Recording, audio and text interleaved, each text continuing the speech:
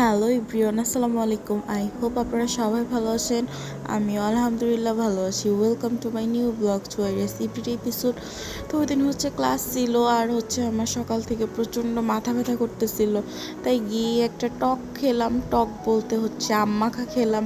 দেন class টাস করে তারপর ওই দিনের ওয়েদারটা খুবই খুবই সুন্দর ছিল। এত সুন্দর বাতাস ছিল, মানে অনেক ভাল লাগতেছিল।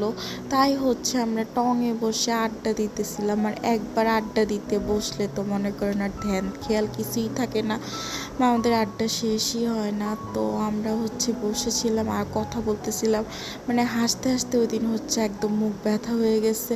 তো আমার দুইটা ফ্রেন্ডও সাথে ছিল। তো আমরা ভাবতেছিলাম আজকে যেহেতু ক্লাস শেষ আর হাতে প্রচণ্ড সময় আছে, তো আমরা একটু ঘুরি, এত সুন্দর ওয়েদার, বাসায় গিয়ে কী করবো। আর আমরা যে কী নিয়ে গসিপ করি, কী নিয়ে কথা বলি, এগুলি আপনাদেরকে আর নাই শোনাই। তো আপনাদেরকে শোনাইলে আর মান সম্মান কিছুই থাকবে না।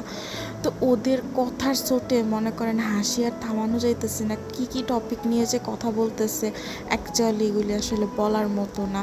আসলে ফ্রেন্ড সার্কেল একসাথে থাকলে যা হয় আর কি। সো এখানে আমি একটু ওদের জন্য একটা ক্যান্ডিড ভিডিও করতে চাইতেছিলাম, ওইটাও করতে পারতেছিলাম না। আর আমার ভার্সিটির এরিয়াটা অনেক অনেক সুন্দর, মানে ওপেন একটা প্লেস। আর এখানে তো মানে প্রতিদিনই শুটিং হয়, কোনো না কোনো শুটিং হয়। তো ওই দিনও শুটিং হচ্ছিল সাফা কবিরের। তো আমরা আর ওই দিকে গেলাম না, কারণ শুটিংয়ের এদিকে ওদেরও ডিস্টার্ব হয়, প্রচুর মানুষ থাকে। সো আমাদের ইচ্ছা করতেছিল কায়াকিং করতে। তো কায়াকিংয়ের এখানে আইসা তো পুরো মাথায় হাত, এত এত মানুষ, এত এত ভিড়। সো আমার আর আমার ফ্রেন্ডের ইচ্ছা করতেছিল আইসক্রিম খেতে। সো এখান থেকে আমরা দুইজন আইসক্রিম নিয়ে নিলাম। তো আইসক্রিমটা খেয়ে খুব ভাল লাগতেছিল, একটা রিফ্রেশমেন্ট কাজ করতেছিল, ঠান্ডা আইসক্রিম। সো খাচ্ছিলাম আইসক্রিম। আর আমরা চিন্তা করতেছিলাম কিভাবে কায়াকিং করব, মানে হঠাৎ করে কেমন যেন একটা রোদ নামলো। প্লাস এখানে দেখেন কি পরিমাণ মানুষ। তো আমরা যাব টিকিট কাটতে, তো ওনারা বলতেছে 7টার আগে টিকিট পাবেন না। তো আমরা বলতেছি সূর্য ডুবে গেলে আর ওইখানে গিয়ে কি করব। আর এটাতে কয়দিন আগেও আমি আসছি, এটা একটা ক্যাফে ছিল, বাট এখানে এখন এন্ট্রি ছাড়া যাওয়াই যাবে না, এই জন্য চলে আসছি। আর দেখেন আকাশটা কত সুন্দর লাগতেছে, আর সুন্দর একটা বাতাস। তো আমরা ভাবতেছি 18 নম্বরের দিকে যাব, ওইদিকে অনেক স্ট্রিট ফুড বসে। আর এখানে তো অনেকগুলি বাড়ি একসাথে, দূর থেকে দেখতে খুব সুন্দর লাগে। সো এখানে মেনলি আমরা গেছি এখানে মাশরুম বড়া, তারপরে চিকেন বল, নাগেট, চিকেন, এখানে পোলাও মাংস পাওয়া যায়, মোমো পাওয়া যায়, সিট রুটি পাওয়া যায়। আর অনেক অনেক স্ট্রিট ফুডের অভাব নাই। সো আমরা এখানে আমরা হাঁটতেছিলাম, আড্ডা দিতেছিলাম, গল্প করতেছিলাম। তো আমরা ভাবতেছি আমরা বাতাসে বসে আড্ডা দিই, পরে খাওয়া দাওয়া করা যাবে।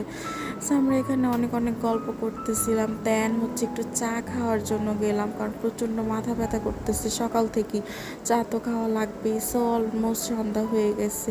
আর এখানের চাটা সত্যি এত মজা, আমার মনে হইতেছিল আমি বাসার চা খাইতেছি, মানে অন্যরকম একটা মজা। টং দোকানের চা সিরিয়াসলি এত মজা কখনোই হয় না।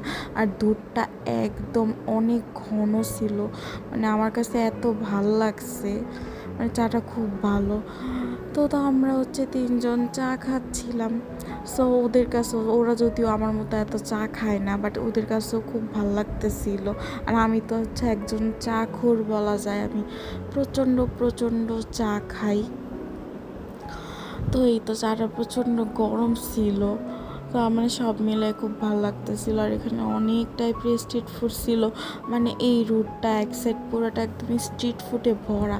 কেউ খেতে চাইলে যেতে পারেন। আমরা ওই দিন তেমন কিছু খাইনি, কারণ আমাদের ক্ষুধা ছিল না, আমরা এমনি হাবিজাবি অনেক কিছু খাইছি।